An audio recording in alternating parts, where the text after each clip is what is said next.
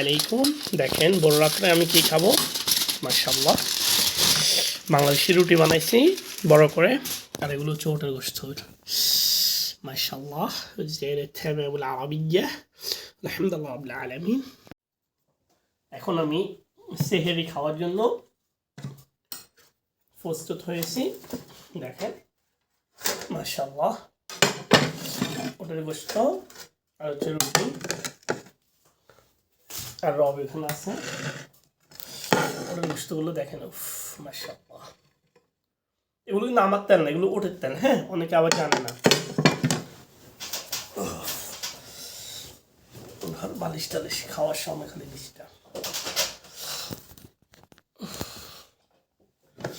মাশাআল্লাহ। বিসমিল্লাহি ওয়া আলা বারাকাতিল্লাহ। আমার রুটি এগুলো এই জন্যই শক্ত হয়েছে, আমি আগে বানাইছি আর এখন একটু গরম করছি, মানে হার্ড আর কি করছি সেক্ষেত্রে। বিসমিল্লাহি ওয়া আলা বারাকাতিল্লাহ।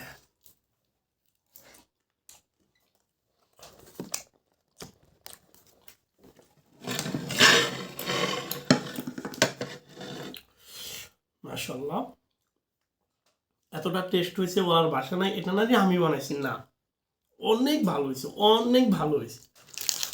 আমার একটা অভ্যাস কি, কেউ যদি আমার থেকে ভালো খাবার বানান আমি অবশ্যই তার প্রশংসা করব। এমনও যদি হয় আমিও এই খাবারটা বানাইছি, সেও বানাইছে, এরকম অনেক হয়েছে, আমার থেকেও তার খাবারটা ভালো হয়েছে, আমি সবার সামনে বলছি ওর খাবার অনেক ভালো হয়েছে। যখন মানে এরকম কাজ জানতাম না, এখন তো অনেক ভালো কাজ জানি। তো দেখেন মাশাআল্লাহ।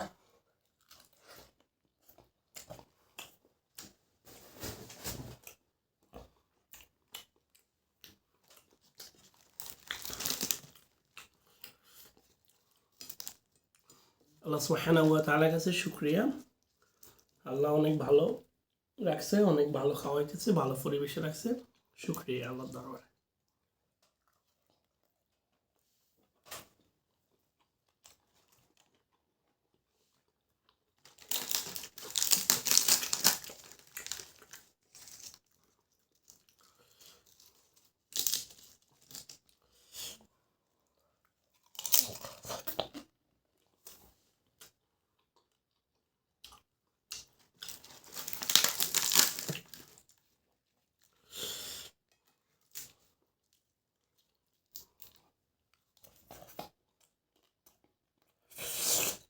উফ,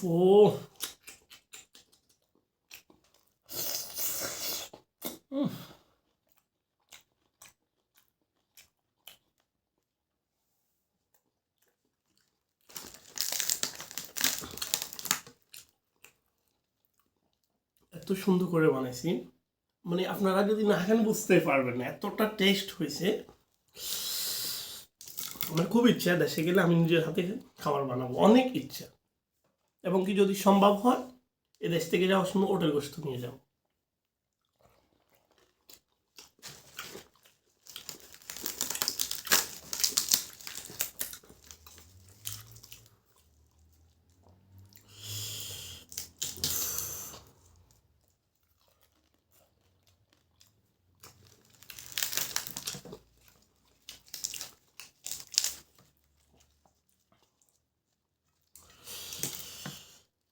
ও আল্লাহ,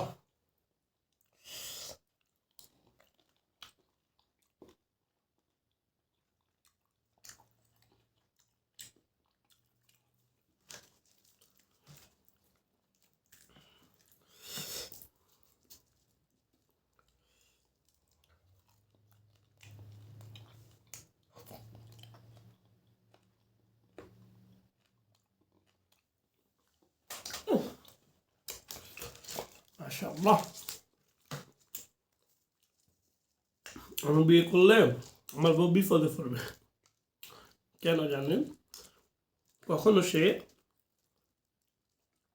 আমার সামনে খাওয়া নিয়ে বড়াই করবে না, মানে সে অনেক ভালো বানাইতে পারে, অনেক বেশি, এটা নিয়ে বলবে না। কারণ কি, আমি তো এই কাজে আমার যোগ্যতা আছে, এবং কি আমি এই কাজের যোগ্যতা অনুযায়ী চাকরি করি, এবং কি আমার নামের আগে লেখাও আছে তাব্বাক, আরবিতে বলা হয় তাব্বাক, বাংলাতে বলা হয় শেফ, মানে ইংলিশে বলা হয় শেফ, বাংলাতে বলা হয় বাবুর্চি। কারণ তারা বানায় ঘরে খাবার, আর আমরা মানুষকে বানাই খাওয়াই খুশি করি, তারা ঘরে বানায়, তারপরেও কত ভুল। তবে আমি কখনোই তাকে ছোট করে বলবো না যে তোমার রান্না খারাপ। যদি দেখি বেশি বাজে রান্না করে, তাহলে আমি নিজের হাতে খাবার বানানো শিখে দিব যে এভাবে এভাবে বানাও। আর যদি দেখছি মোটামুটি চলে, তাহলে কখনো কথা বলবো না। অনেক ইচ্ছা করলে নিজে একদিন বানাবো। হ্যাঁ, কারণ খাবার নিয়ে যদি কেউ কিছু বলে, তাহলে রাতে ঘুম হয় না। অনেকদিন আমার এমন হয়েছে, আমি এরকম খাবার খাইতেছি, ম্যাডামে কল করছে, আরেক দিন তোর খাবার খারাপ হয়েছে, শেষ, আর খাই নাই খাবার। টেনশন হতো, এত কষ্ট করে বানালাম তারপরেও খারাপ।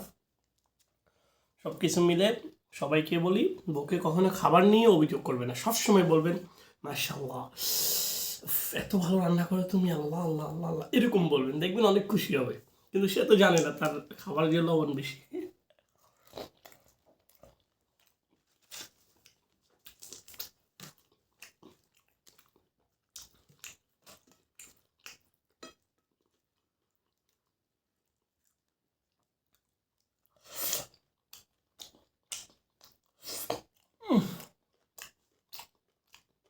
কলিজা লাগে, কলিজা তোরটা টেস্ট, আল্লাহ।